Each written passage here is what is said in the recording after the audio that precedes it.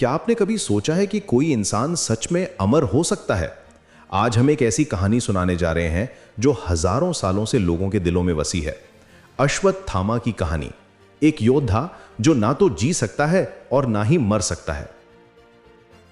महाभारत के युद्ध के अंतिम दिन जब धूल और खून से भरा कुरुक्षेत्र शांत हो गया था, तब एक ऐसी घटना हुई जिसने इतिहास की धारा ही बदल दी।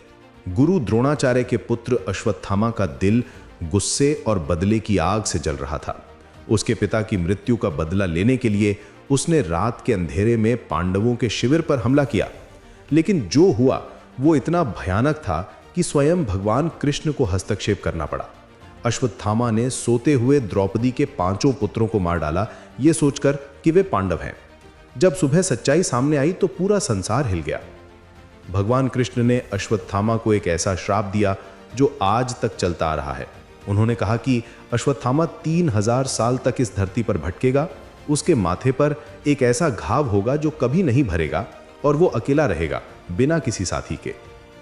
लेकिन यहां सवाल यह है कि क्या यह अमरता थी या श्राप?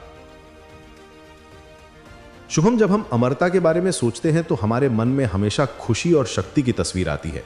लेकिन अश्वत्थामा की अमरता एक सजा थी, एक ऐसी सजा जो मौत से भी बदतर थी। वो ना तो जी सकता था और ना ही मर सकता था। आज भी 21वीं सदी में लोग दावा करते हैं कि उन्होंने अश्वत्थामा को देखा है। मध्य प्रदेश के असीरगढ़ किले में, उत्तर प्रदेश के कालिंजर किले में और नर्मदा नदी के किनारे। कुछ लोग कहते हैं कि वो रात में शिव मंदिरों में पूजा करने आता है। कुछ का कहना है कि उन्होंने एक लंबे कद के आदमी को देखा है जिसके माथे पर खून बहता रहता है। एक डॉक्टर की कहानी है जिसने बताया कि उसके पास एक मरीज आया था जिसके माथे पर एक ऐसा घाव था जो किसी भी दवा से ठीक नहीं हो रहा था। जब डॉक्टर ने उससे उसका नाम पूछा तो वो गायब हो गया। एक पायलट का कहना है कि उसने हिमालय में एक रहस्यमय व्यक्ति को देखा था। ये सब कहानियां हैं या सच्चाई, कोई नहीं जानता। लेकिन अगर हम मान लें कि अश्वत्थामा सच में जिंदा है तो सोचिए उसकी मानसिक स्थिति क्या होगी। हजारों साल अकेले रहना, हर दिन अपने किए गए पापों का बोझ उठाना और सबसे बुरी बात यह कि मौत का इंतजार करना, लेकिन मौत का न आना। यह अमरता नहीं, यह एक जीवित नरक है। कुछ लोग कहते हैं कि अश्वत्थामा कल्कि अवतार का इंतजार कर रहा है जो उसे श्राप से मुक्ति दिलाएगा। शायद यही उसकी एकमात्र उम्मीद है। लेकिन क्या वाकई में कोई इंसान इतने लंबे समय तक जी सकता है? क्या अमरता संभव है?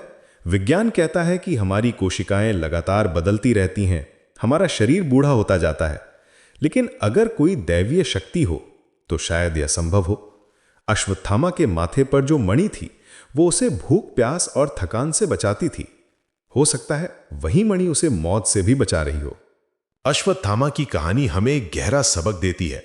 अमरता हमेशा वरदान नहीं होती, कभी कभी ये सबसे बड़ा श्राप बन जाती है। जब आप अपने प्रियजनों को मरते देखते हैं, जब आप अकेले रह जाते हैं, जब आपके पास सिर्फ पछतावा और दुख होता है, तो अमरता एक सजा बन जाती है। आज भी जब कोई व्यक्ति गुस्से में कोई गलत काम करता है तो लोग कहते हैं कि वो अश्वत्थामा की तरह बन रहा है। ये कहानी हमें सिखाती है कि गुस्सा और बदला हमें कहां ले जा सकता है। एक पल का गुस्सा, एक गलत फैसला और पूरी जिंदगी बर्बाद। तो क्या अश्वत्थामा सच में अमर है या ये सिर्फ एक कहानी है? शायद हम कभी नहीं जान पाएंगे। लेकिन एक बात पक्की है, उसकी कहानी हमेशा हमें याद दिलाती रहेगी कि हमारे कर्मों के परिणाम कितने गहरे हो सकते हैं। अमरता का मतलब हमेशा खुशी नहीं होता, कभी कभी यह सबसे बड़ी सजा होती है।